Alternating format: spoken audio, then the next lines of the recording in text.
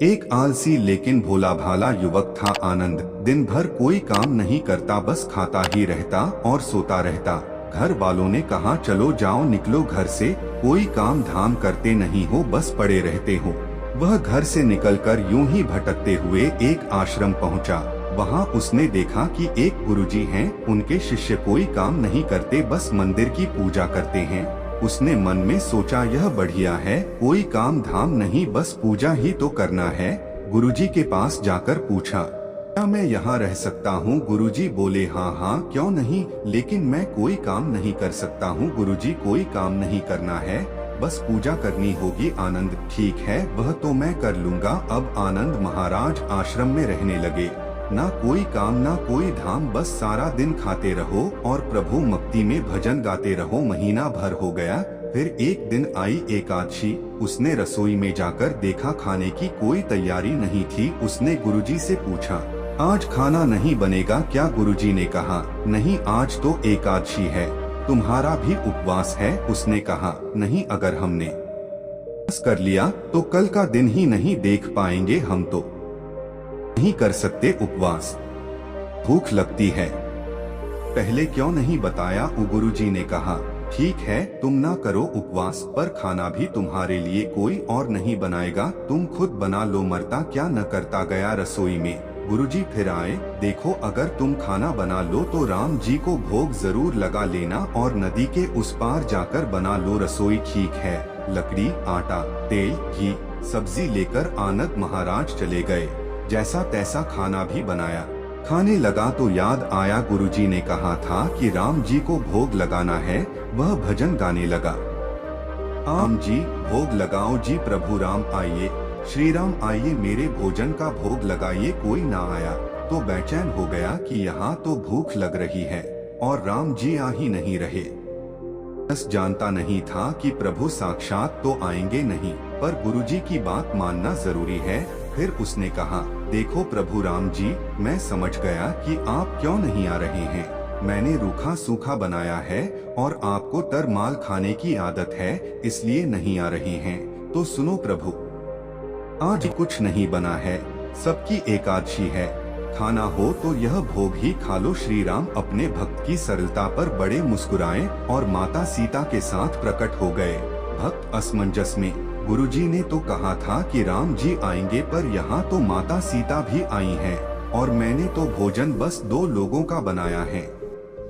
चलो कोई बात नहीं, आज इन्हें ही खिला देते हैं। बोला प्रभु मैं भूखा रह गया, लेकिन मुझे आप दोनों को देखकर बड़ा अच्छा लग रहा है, लेकिन अगली एकादशी पर ऐसा न करना, पहले बता देना कि कितने जन आ रहे हो, और हाँ थोड़ा जल्दी आ जाना। राम जी उसकी बात पर बड़े मुदित हुए, प्रसाद ग्रहण करके चले गए। अगली एकादशी तक यह भोला मानस सब भूल गया। उसे लगा प्रभु ऐसे ही आते होंगे और प्रसाद ग्रहण करते होंगे। फिर एकादशी आई, गुरुजी से कहा मैं चला अपना खाना बनाने, पर गुरुजी थोड़ा ज्यादा अनाज लगेगा, वहाँ 2 लोग आते हैं। गुरुजी मुस्कुराए, भूख के मारे बावला है, ठीक है ले जा और अनाज ले जा। अब की बार उसने 3 लोगों का खाना बनाया।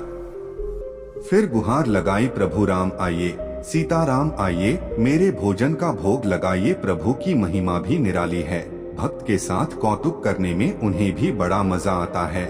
इस बार वे अपने भाई लक्ष्मण, भरत, शत्रुघ्न और हनुमान जी को लेकर आ गए। भक्त को चक्कर आ गए, यह क्या हुआ, एक का भोजन बनाया तो 2 आए, आज 2 का खाना ज्यादा बनाया तो पूरा खानदान आ गया, लगता है आज भी भूखा ही रहना पड़ेगा। सबको भोजन लगाया और बैठे बैठे देखता रहा, अनजाने ही उसकी भी एकादशी हो गई। फिर अगली एकादशी आने से पहले गुरुजी से कहा गुरुजी ये आपके प्रभु राम जी अकेले क्यों नहीं आते, हर बार कितने सारे लोग ले आते हैं। इस बार अनाज ज्यादा देना। गुरुजी को लगा कहीं यह अनाज बेचता तो नहीं है, देखना पड़ेगा जाकर। भंडार में कहा इसे जितना अनाज चाहिए दे दो और छुपकर उसे देखने चल पड़े। इस बार आनंद ने सोचा खाना पहले नहीं बनाऊंगा, पता नहीं कितने लोग आ जाएं, पहले बुला लेता हूँ फिर बनाता हूँ। फिर टेर लगाई, प्रभु राम आइए, श्री राम आइए, मेरे भोजन का भोग लगाइए। सारा राम दरबार मौजूद। इस बार तो हनुमान जी भी साथ आए, लेकिन यह क्या प्रसाद तो तैयार ही नहीं है। भक्त ठहरा भोला भाला, बोला प्रभु इस बार मैंने खाना नहीं बनाया। प्रभु ने पूछा क्यों? बोला मुझे मिलेगा तो है नहीं फिर यह फायदा बनाने का, आप ही बना लो और खुद ही खा लो। राम जी मुस्कुराए, सीता माता भी गदगद हो गई उसके मासूम जवाब से। लक्ष्मण जी बोले क्या करें प्रभु? प्रभु बोले भक्त की इच्छा है पूरी तो करनी पड़ेगी, चलो लग जाओ काम से। लक्ष्मण जी ने लकड़ी उठाई, माता सीता आटा सानने लगी। भक्त एक तरफ बैठकर देखता रहा। माता सीता रसोई बना रही थी तो कई ऋषि मुनि यक्ष गंधर्व प्रसाद लेने आने लगे। इधर गुरुजी ने देखा खाना तो बना नहीं, भक्त एक कोने में बैठा है।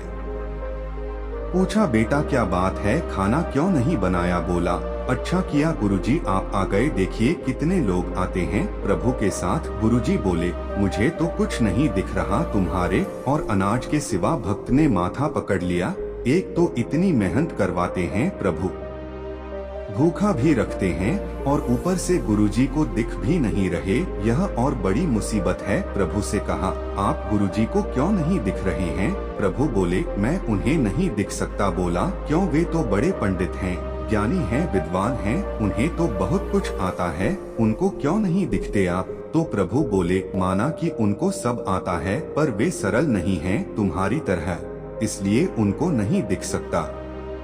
आनंद ने गुरुजी से कहा गुरुजी प्रभु कह रहे हैं आप सरल नहीं हैं, इसलिए आपको नहीं दिखेंगे। गुरुजी रोने लगे, वाकई मैंने सब कुछ पाया पर सरलता नहीं पा सका तुम्हारी तरह, और प्रभु तो मन की सरलता से ही मिलते हैं। प्रभु प्रकट हो गए और गुरुजी को भी दर्शन दिए। इस तरह एक भक्त के कहने पर प्रभु ने रसोई भी बनाई। एक साधु पहाड़ों पर रहा करता था, न उसके स्त्री थी और न बच्चे, वह एकांतवास में ही मगन रहा करता था। इस पहाड़ की घाटियों में सेब, अमरूद, अनार इत्यादि फलदार वृक्ष बहुत थे। साधु का भोजन यही मेवे थे, इनके छोड़ और कुछ नहीं खाता था। एक बार इस साधु ने प्रतिज्ञा की कि ऐ मेरे पालनकर्ता, मैं इन वृक्षों से स्वयं मेवे नहीं तोड़ूंगा और न किसी दूसरे से तोड़ने के लिए कहूँगा। मैं पेड़ पर लगे हुए मेवे नहीं खाऊंगा जो हवा के झोंके से सड़कर गिर गए हों। दैवयोग से 5 दिन तक कोई फल हवा से नहीं झड़ा। भूख की आग ने साधु को बेचैन कर दिया। उसने एक डाली की फुनगी पर अमरूद लगे हुए देखे, परंतु संतोष से काम लिया और अपने मन को वश में किए रहा। इतने में हवा का एक ऐसा झोंका आया कि शाख की फुनगी नीचे झुक आई। अब तो उसका मन वश में नहीं रहा और भूख ने उसे प्रतिज्ञा तोड़ने के लिए विवश कर दिया। बस फिर क्या था, वृक्ष से फल तोड़ते ही इसकी प्रतिज्ञा टूट गई। साथ ही ईश्वर का कोप प्रकट हुआ, क्योंकि उसकी आज्ञा है कि जो प्रतिज्ञा करो उसे अवश्य पूरा करो। इसी पहाड़ में शायद पहले से ही चोरों का एक दल रहा करता था और यहीं वे लोग चोरी का माल आपस बांट करते थे। दैवयोग से उसी समय चोरों के यहाँ मौजूद होने की खबर पाकर कोतवाली के सिपाहियों ने इस पहाड़ी को घेर लिया और चोरों के साथ साधु को भी पकड़कर हथकड़ी बेड़ी डाल दी। इसके बाद कोतवाल ने जल्लाद को आज्ञा दी कि इनमें से हरेक के हाथ पांव काट डालो।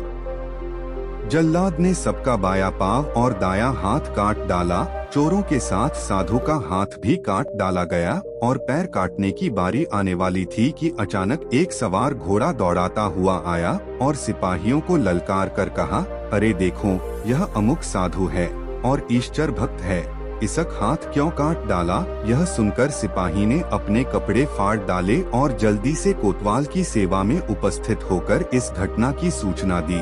कोतवाल यह सुनकर नंगे पांव माफी मांगता हुआ हाजिर हुआ। बोला, महाराज, ईश्वर जानता है कि मुझे खबर नहीं थी। साधु बोला, मैं इस विपत्ति का कारण जानता हूँ और मुझे अपने पापों का ज्ञान है। मैंने बेईमानी से अपना मान घटाया और मेरी ही प्रतिज्ञा ने मुझे इसकी कचहरी में धकेल दिया। मैंने जानबूझकर प्रतिज्ञा भंग की, इसलिए इसकी सजा में हाथ पर आफत आई। हमारा हाथ, हमारा पांव, हमारा शरीर तथा प्राण मित्र की आज्ञा पर निछावर हो जाए तो बड़े सौभाग्य की बात है। तुझसे कोई शिकायत नहीं, क्योंकि तुझे इसका पता नहीं था। संयोग से एक मनुष्य भेंट करने के अभिप्राय से उनकी झोंपड़ी में घुस आया।